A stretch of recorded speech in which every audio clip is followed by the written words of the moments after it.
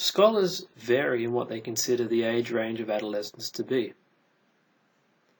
Some take the view that adolescence co-occurs with puberty. As such, the beginning of puberty marks the beginning of adolescence, and the end of puberty marks the end of adolescence. A problem with this view is that the onset of puberty appears to be beginning at a much earlier rate now than in the past. It appears that body fat composition plays a role in the onset of puberty. When we reach a certain body fat percentage, this appears to trigger the release of hormones that lead to the development or the onset of puberty. The end of adolescence is also difficult to define. By law, we are considered to be adults by the age of 18 years and over. However, recent studies in the last few decades, especially in the last 2 decades, suggest that our brain does not fully mature until we reach our mid to late 20s. This has led some people to argue that adolescence begins in our pre-teen years and ends in our mid to late 20s.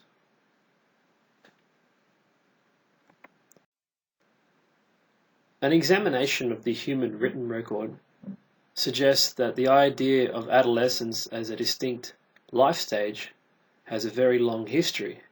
In fact, we can go back until ancient Greece and look at the writings of Aristotle and Plato, and they wrote about adolescence as a distinct life stage. The scientific study, on the other hand, of adolescence is relatively recent. We only really started to think about adolescence as a distinct life stage in scientific terms in the late 19th and early 20th century. Probably the most important person who was instrumental in leading us to think about adolescence as a distinct field of scholarly inquiry is G. Stanley Hall. And Stanley Hall came up with lots of interesting ideas about adolescence, and some of those ideas still hold true today. His most popular idea about adolescence, or at least his most well-known idea, is that adolescence is a period of immense upheaval, a period of storm and stress. So often when people talk about the teenage years in popular literature, they depict the teenage years as a period of storm and stress. However, when we examine modern psychological literature on this period, at the adolescent period, we find that for most adolescents, this is actually not a period of storm and stress. Although you have increased conflicts with parents, I think the percentage increases is that the conflicts with parents increase 20-fold over the teenage years. Those conflicts tend to be about relatively minor things, how you dress, what time you come home from a party, and so on. It's only for very few of us that our teenage years are an immense period of storm and stress. So that argument that adolescence is a period of storm and stress is perhaps an overstatement from many of us. Some of you may have heard of a person by the name of Jean Piaget. Jean Piaget is arguably the most well-known educational and developmental researcher of all time. And he came up with a theory of cognitive development, which is known as the stage theory. And in this stage theory, he argued that our adolescent years represent the beginning of our ability to engage in what he termed formal operational thought. Examples of formal operational thought included abstract thinking and hypothetical thinking or reasoning. The capacity to engage in hypothetical reasoning means that you are able to consider alternatives to a situation even if they do not exist in reality. So we know this now to be true of adolescence, that over the years from about 11 years of age up until about 16, 17 years of age, we see a very gradual increase in our cognitive capacities. And in fact, during our teenage years, probably by the age of 16, our raw cognitive abilities are approximate to those of adults.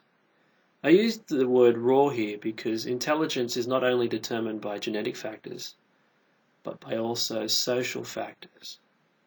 So adults, by virtue of being older than teenagers, have more life experiences, so they have a much larger knowledge base to solve problems. So intelligence appears to be determined at least in part by genetics, but also in part by educational experiences. Although teenagers, in terms of their raw intelligence, are roughly approximate to those of adults, their lack of life experience means that they are unable to deploy their cognitive capacity in many circumstances. Adolescence represents a very interesting period in terms of our health. In many ways, adolescence is a period in which we are likely to be at our most healthiest. Our immune system reaches its peak during adolescence. Our resistance to disease, for example cancer, is at its strongest during our adolescent years.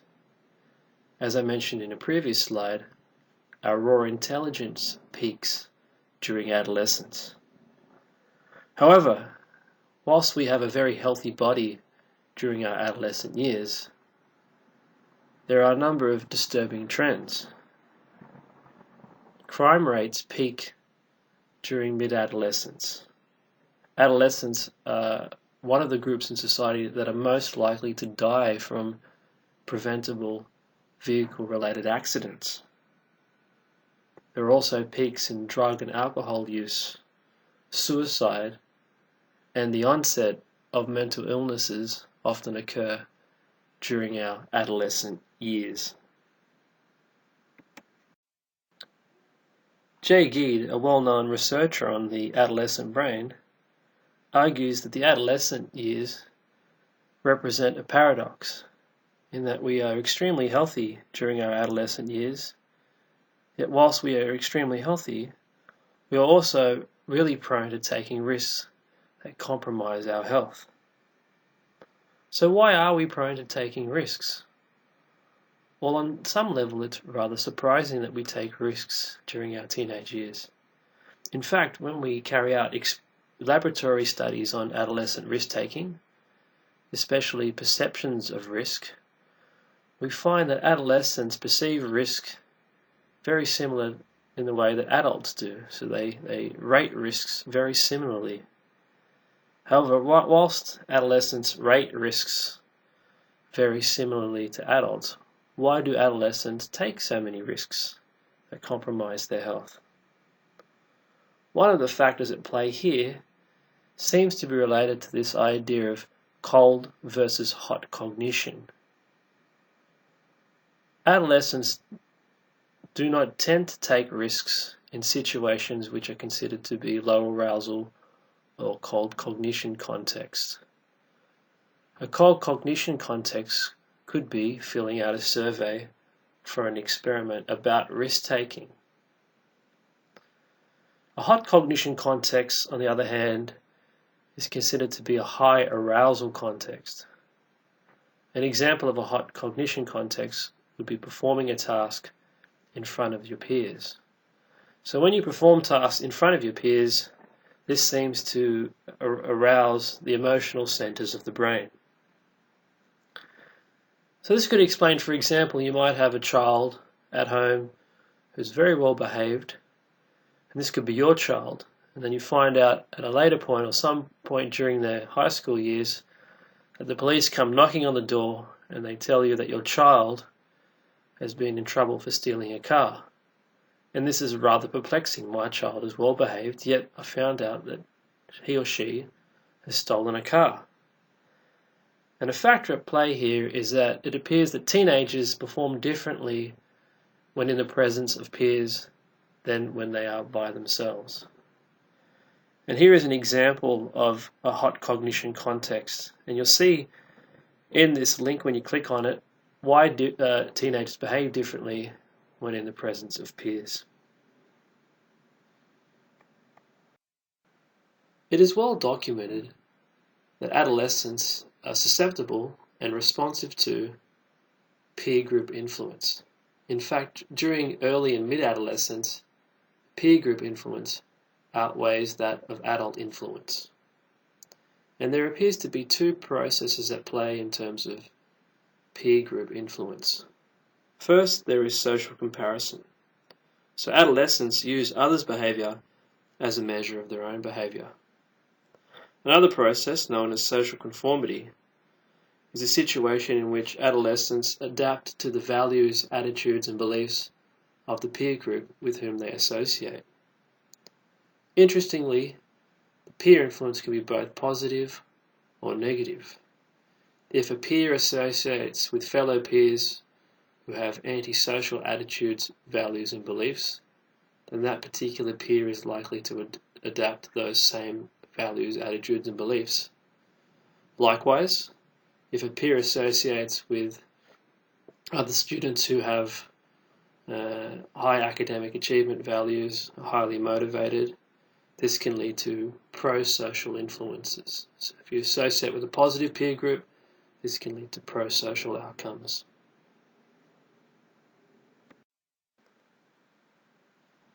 Several researchers in recent years have taken a great interest in how the brain may play a role in shaping adolescent behaviour.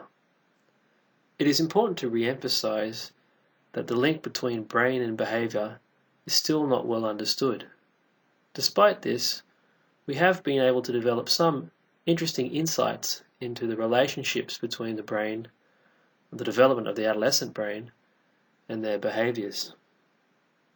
Studies from brain scans suggest that two networks play a key role in adolescent development. One is known as the socio-emotional network, and the other is known as the cognitive control system or network. The socio-emotional network is the limbic system, which I talked about in the first week's lectures.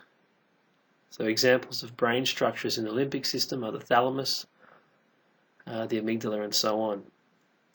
And the social or socio-emotional network plays a role in emotion, motivation, memory and learning.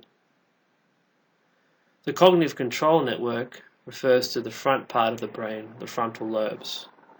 The cognitive control network regulates emotion, is involved in future planning and impulse control, among other things. Interestingly, during the adolescent years, these two brain systems mature at different rates. It appears that the socio-emotional network of the brain kicks into gear at an earlier age than the cognitive control network. Also, the socio-emotional network appears to develop at a faster rate than the cognitive control network, which matures more slowly. And this is rather interesting because during our teenage years, it appears that many of our behaviours are governed by the socio-emotional network, not the cognitive control network. So our ability to regulate our emotion, engage in planning, and impulse control is actually compromised or hijacked to some extent by the social emotional network.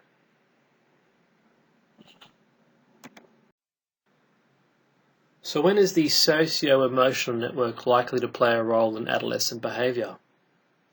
According to Laurence Steinberg, who is a well-known researcher of adolescent behaviour and criminal behaviour during the adolescent years, argues that the socio-emotional network comes into play in hot cognition contexts. In other words, in high arousal contexts. Now I've listed an example here, drag racing. So drag racing is an example of a high arousal context. An important implication in terms of the distinction between hot and cold cognition is that the behaviours of teenagers need to be understood in terms of the context in which they occurred. So the behaviour of teenagers will vary depending on whether or not it's a hot or cold cognition context. And I mentioned a previous example that you may have a well-behaved child who in the context of school usually behaves well in the class, yet you find out this child has committed a crime. For example, has stolen a car. And the reason for that could be the peer influence, the high arousal peer influence. So in order to understand behaviour, we need to understand the context in which it occurred. Brain scans have also been able to tell us more about what happens just prior to adolescence and also what happens during the course of adolescence in terms of the development of brain cells and neural connectivity, so the connections between brain cells. It appears that just prior to adolescence, there is a massive explosion or overproduction of brain cells. So during this period, the pre-adolescent period, we as human beings are highly capable of learning lots of different things. But if we do not put our neurons to good use, then they are lost. And this is a process known as synaptic pruning. So prior to adolescence, you have this explosion, overproduction of brain cells. And then as you get into adolescence, the brain cells that you do not use become pruned. So they get cut away. Synaptic pruning. In addition to synaptic pruning, you have another process. So the remaining brain cells go through a process of myelination. And myelination is the formation of a fatty sheath of tissue. And this speeds up the neural connectivity between the brain cells. So the processing power of the brain gets greatly enhanced through this process of myelination. But myelination also helps put a stop to the growth of new neural connections. So it plays a role in curbing the generation of neural connections or new neural connections between brain cells. So there's an argument that in the preteen years, if you do not make use of opportunities to learn, then your opportunities to gain knowledge and develop skills in many different areas is greatly diminished, because in high school you start to specialize. In this slide, I've listed some information about the imaging technologies that we use to capture insights into the brain. And I want you to click on the YouTube link. This will reinforce some information that I talked about in the previous slide, and will also give you an example of brain scanning in action. In this slide, I've listed some implications which may flow from having an understanding of the adolescent brain. And I've made a point of saying that in order to understand adolescent behaviour, we need to make sense or have an understanding of the context in which it occurred. For this week's discussion thread, I want us to think about the criminal culpability of adolescence. As shown in this set of slides, it appears that the socio-emotional network can hijack the cognitive control network, and this may have implications for criminal behaviour. If the socio-emotional network hijacks the cognitive control network, and if you recall, the cognitive control network is involved in planning, impulse control, then there are implications for the blameworthiness of adolescence in terms of criminal conduct. So I want us to think about that particular issue in the discussion thread. Given the hard wiring of the adolescent brain is different to the adult brain, should adolescents be treated differently than adults in terms of the way we think about criminal prosecutions? Now, historically, juveniles have been treated differently in the eyes of the law for some crimes, but there has been a movement to charge adolescents or treat adolescents in the same way as adults in terms of criminal activity. So I'm interested to hear your thoughts on that particular issue. I'll provide you with a reading about criminal activity or criminal prosecution in adolescence, and also a short video that'll stimulate discussion on this particular issue.